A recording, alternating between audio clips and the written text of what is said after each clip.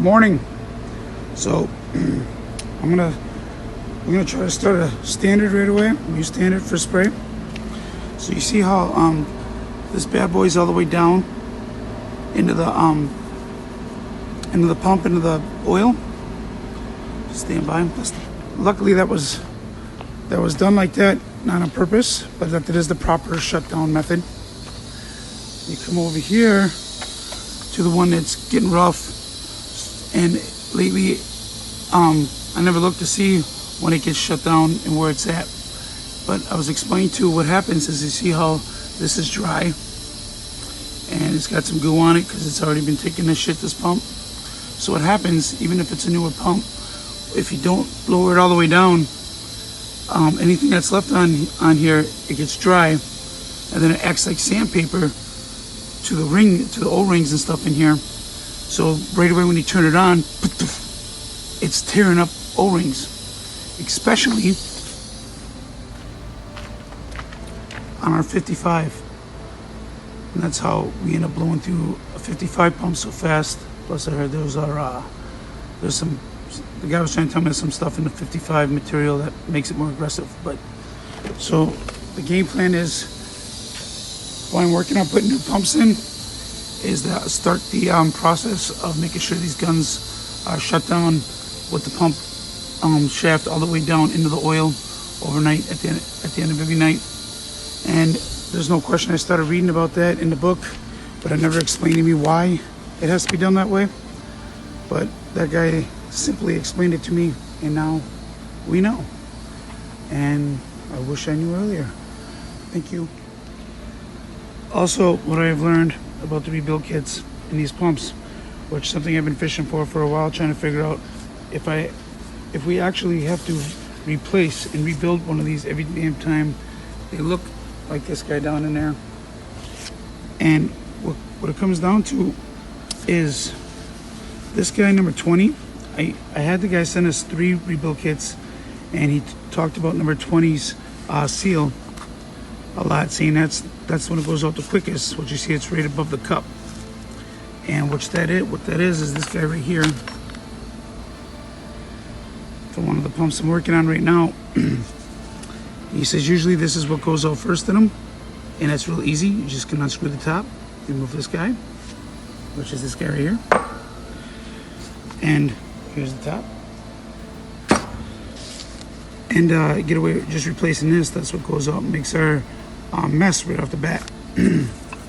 So hopefully, once things start getting done right, and when they do go out, just replacing this is what he can get a hold of.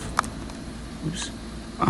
It'll be a lot easier to take just this off. I can do that with it still sitting there without tearing everything down to rebuild. So that was nice to learn too. Terrific. Tom, during his 3S, noticed that the wax paper had an old Kanban, and he updated it. Thank you very much.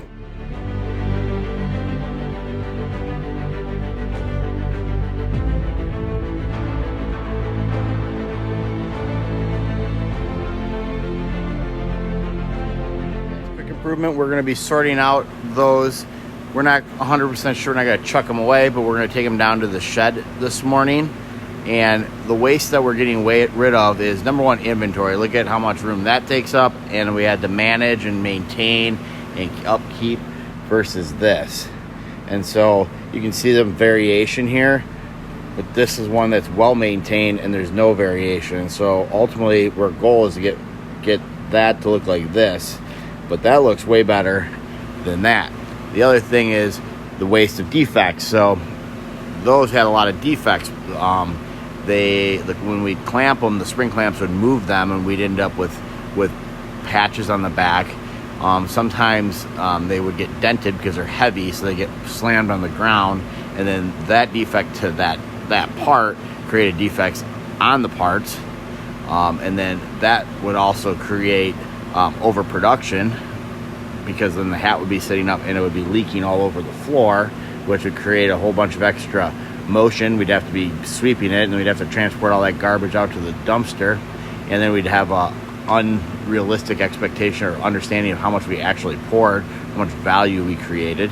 And so that's the goal in the trial. So we're running the trial. So first was to take it out, and nobody's run over there begging and screaming for them yet. And since nobody's been begging and screaming for them yet, and then we got these hats inbound now and fixed, we're gonna move those ones. So there it is. Even new stuff comes in sometimes with defects, right? So our new hats here, Steve-O's helping me seal them, and he discovered a defect. We're gonna get it fixed with the orange. I'll touch base with the manufacturer, but we're just gonna fix it so we can get him used. Fans, this will be going into the set production marketplace. But here's Vaseline, reorder point in there, and it's cut into the foam. So there's 2 of them. And then this is the marking pen replacement. And if you fill that, you pull the Kanban, and the last one's behind it. And then the same for the marking pens. So right now, technically the Kanban is pulled, then it'll be a next one. So this one's built so that you can just open it and put it in there and be able to pull from it. And that's what will be in this one. Thanks. Got some cheater sheets in the pricing for showers, and updated them to match the current costs.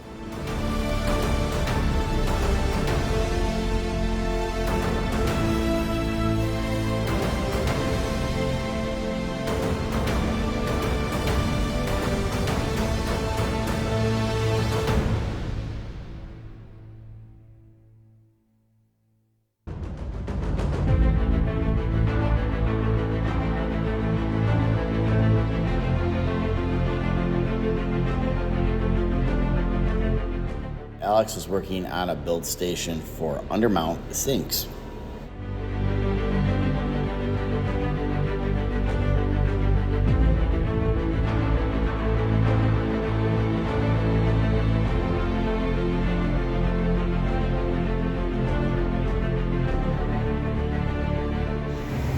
Hey, so Shane noticed that this area here was tipping, so I put a self-tapper in there to keep these 2 in line.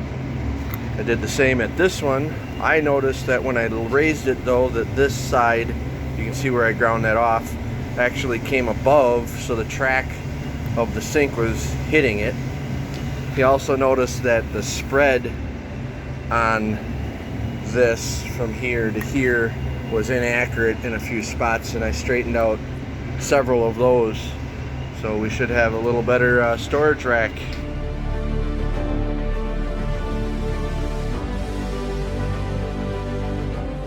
The old Y-bolt got a 15/16 socket, extension, and ratchet, and we did get it in the 6-point. Thank you, Dylan, for filming me today. Wanted to share with you Elite Marble fans our quick improvement. So FastCap makes these Kanban Ondons, which are pretty cool. And so I posted one here.